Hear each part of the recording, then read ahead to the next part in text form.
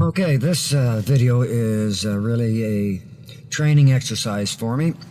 What I'm trying to do is do everything manually. For example, this orbit that I'm trying to do right here, I'm not using the technology to do so. I'm doing it strictly by the coordinating my controllers and my eyes. Of course, you can see that I do lose distances, so it's a difficult task to accomplish if you're not using the technology. But like I say, I don't want to use the technology.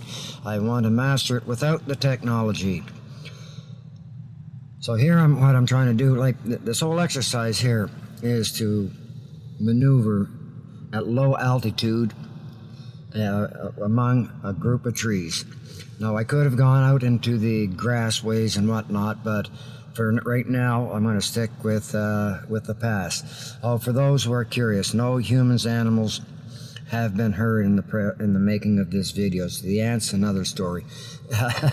Anyway, right now I'm aiming towards this monolith, and one of the sad things there is that I found when I got there, looking at it first-person view, was the graffiti onto it. It just amazes me on how people think they're that special that they have to immortalize themselves on an existing monument or monolith. But that monolith, I don't know how far away it was from me, maybe 200, 300 feet. I couldn't go behind it because I would have lost sight of the drone. There's the graffiti. Wow, is that incredible. So I'm now doing again another reverse from that, and I have to slow down because there is a tree. Now if I would have been just using FPV, I would have not seen that tree, and we would have had one of those famous videos, crash videos, you know, the top 10 crashes. Well, that is the objective of the exercise, is to be able to maneuver in small places, small spaces, and to try to do it as quickly as what my reflexes as of today allows me to do. I always raise the bar, so eventually I'll be able to do this maneuver a lot quicker and elsewhere besides than on the trail. So I'm going to come ripping between these two trees there. We just turn on the nitrix there. Yeah, those were the good old days. My Trans Am 6.6 liters American big block. Yes, that's 79. Memories there. Click that nitrix on and that car just kept on going. So in the background, what you're seeing is the New Brunswick Archive Museum. The museum itself is actually located in Market Square. A quick overview of what this beautiful planet Earth looks like before us dastardly humans turn it into something that maybe we might call hell. Maybe that's what it's all about. Maybe those guys 2,000 years ago weren't speaking figuratively about this place with a little guy with a pitchfork. Maybe he was talking about the future, what we're going to do with this planet. Anyway, this is not all on environmental. That's another subject. Now, why I didn't go any further is because of the height of the building and the angle of the drone. I started to lose sight of it. Oh, there's Heathcliff, the seagull. I got to tell you a story about those seagulls. I mean, they are brutal. I've seen them rip a seagull out of the bushes, take them into the water, and drown them. They're merciless among themselves, almost like us humans. Maybe they are reincarnated humans. That's a thought. I'm raising the camera there. You're seeing the St. John Yacht Club. That's actually down Kennedy Street, down in the north end. Of course, that's Douglas Avenue, going in front of the museum. Douglas Avenue, beautiful street, lots of old houses, lots of beautiful architect in there, real artisan work, none of this, get it at Kent kind of stuff, mass-produced kind of stuff. Everything was handmade by the individual, and of course that's why these buildings have character. So again, like you can see, there's a bit of wind blowing here. Well, I shouldn't say a bit. There's probably about 20 kilometers blowing through there, and there's no way around it. We're getting handy to the shifting of the tides there. I forget now if it was going from high to low or vice versa. It was one of the two, but we cannot escape the wind during the change of tides.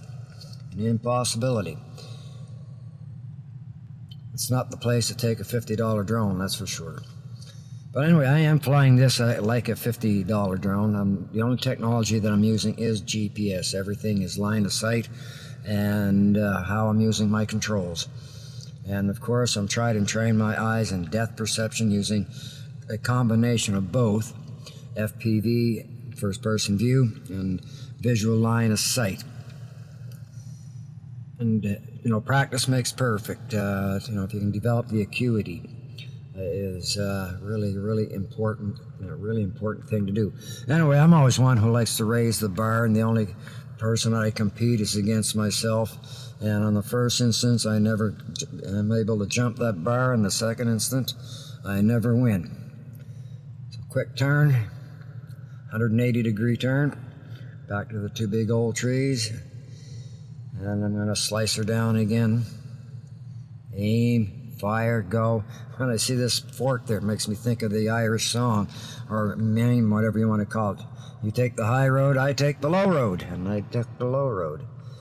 And cruising right along there, not having any beads of sweat rolling down the forehead as these leaves get very, very, very close to them blades.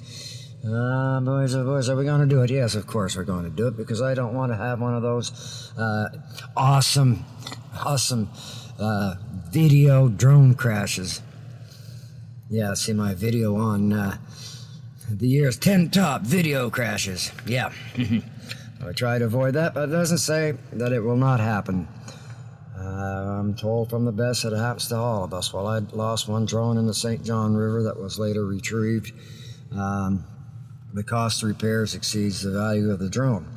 So now I'm getting pretty well, at the end of my run. I'm going to do one last little view here.